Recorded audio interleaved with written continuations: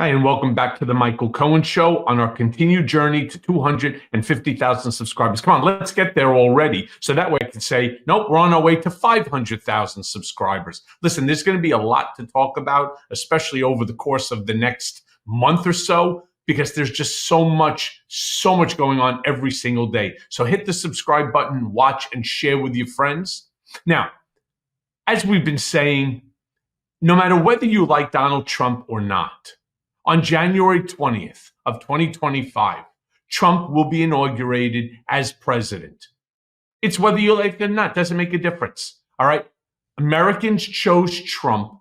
He received the plurality of the vote, despite the fact that he's someone who actually wants to take the system apart. He wants to rebuild the system. Not sure I understand that. I don't understand why. What's really wrong with our system? Sure. Is it perfect? No. But does it need to be burnt down to the ground and rebuilt? How about no to that too? And on Political Beatdown on the other day, on Tuesday, Anthony Davis, who was sitting in for Ben, who actually was in D.C., having an interview, doing an interview with President Biden and enjoying the Christmas party, the two of us spoke about this perspective that's related to the different news that's now flooding our airwaves. And we spoke about, for example, Alexander Smirnov. We spoke about for-profit media. And we spoke about how I, Michael Cohen, individually, have been exploited by mainstream media in the past, which is why I am all for changing not just the way the DOJ operates, but the way that the laws pertaining to defamation occur in this country. It's an incredible conversation. Play it. Yeah. I mean, you know the old expression, what's good for the goose is good for the gander. All right. I do truly believe that Donald Trump is now going to change exactly how coverage is going to be. I used to do this for more than 10 years where you express to them, I have every right to bring a lawsuit as a lawyer if I believe that that case is legitimate. So when I say, is it good, if it's good for the goose, it should be good for the gander. New York Post. Jeremy, put it up a sec. New York Post did an article about Alexander Smirnov when they turn around and they attack Joe Biden. See, it's got to be good for both sides. Clock is ticking for Joe Biden, calling him Joe Bribin, because they're very clever over there. FBI has secret file alleging that then Veep Biden took money from foreign national whistleblower. All right, let me go on. And let me show you, Mehdi Hassan actually put up this post. And I want to read it, and then I want to get your take on it. In it, he turns around and he goes, wasn't this the guy that House Republicans hung a lot of their anti-Hunter nonsense and conspiracies on? Will there be any acknowledgement from or apology from House Republicans? The answer being, of course not. And the article that they refer to as ex-FBI informant pleads guilty to making false bribery allegations about the Bidens. The guy acknowledged that he was lying. Do you see an apology from the Post to Joe Biden? No. Do you see you could drop that, Jeremy. Do you see a $15 million settlement? No. Well, why not? And what about all of the damage that gets done to people like me on a daily basis by them? They're all fighting for a breaking story. They don't do a scintilla of fact checking. And you know what? Trump has changed that. He has already changed that thanks to ABC Disney. Your take, Anthony. It reminds me of paparazzi fighting to get a photograph. Pushing past each other with their lenses, trying to get the photo that they can sell for the maximum amount of money. And it's a scrum. And it's exactly the same with the newspapers. And, people don't really know about newspaper ownership, do they? They don't, I don't think it's really part of the public psyche that, who owns the New York Post and all of these newspapers. I don't think people really care. And yet, Donald Trump knows full well, and the industry knows, but it's not something that really kind of crosses into the kind of public sphere. And so for those of us in the media, we're like, oh, well, that's just the New York Post. But to the public, they don't see it like that. They see it as a legitimate newspaper. I mean, the Washington Times is like owned by the Moonies or something. I mean, there is an insane amount of bias in the media, which people like Trump will take advantage of.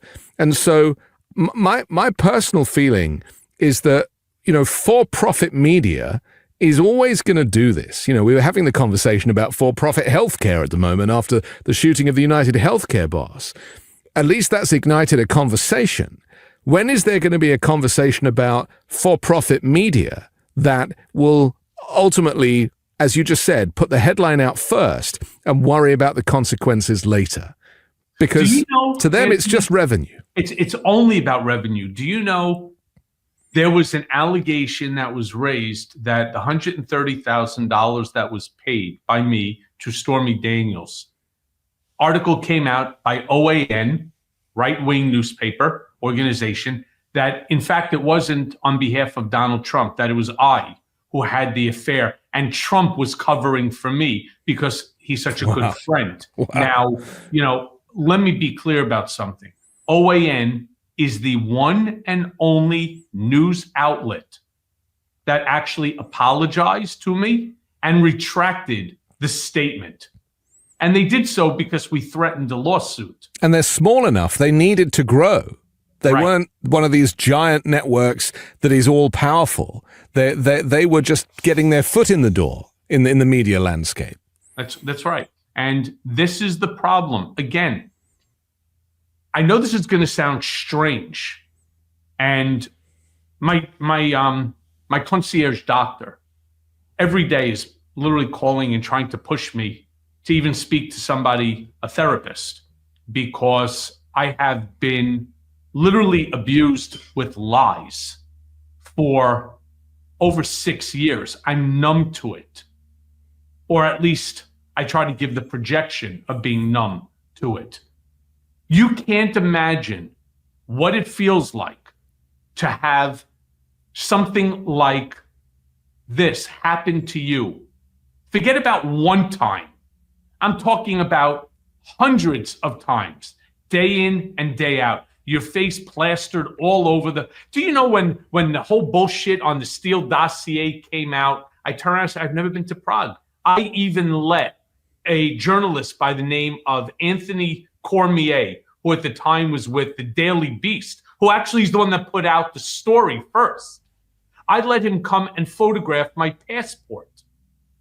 I let him photograph every single page except for the first page that has all the identifying numbers on it. I let him photograph every single page so that he can see and he could post, I've never been to that part of the world. I just never have. I've been other places. It didn't matter. Then they turned around and said, yeah, well, if you weren't there, where were you? Oh, I was in Los Angeles. Yeah, what were you doing in Los Angeles? I was with my son at a baseball tryout for the USC Trojans. And they're like, oh, yeah? I'm like, yeah, why don't you go speak to the coach and see whether or not I was there? And, the FBI actually did that. Then they said, well, maybe we got the day wrong. Where were you the day after? I was with Harvey Levin over at his new studio. All right. And they were like, yeah. I'm like, why don't you go ask him? Here's a picture of me in the studio with Harvey. Right. And they were like, well, maybe you left right after that. Well, but how? Going to fucking Dick's Sporting Goods and buying a kayak and going. Like you have to take a photo every day. It's almost like you have to be on video. Right. Just to with some geolocation on it, just to prove who you are, where you are, and doing what you say you do. It is remarkable. But hey, everyone. First of all, thanks for watching. I mean, we're going to be posting daily episodes with reactions and talking about politics. We'll be talking about everything, in fact. So please like and subscribe. Join us on this journey.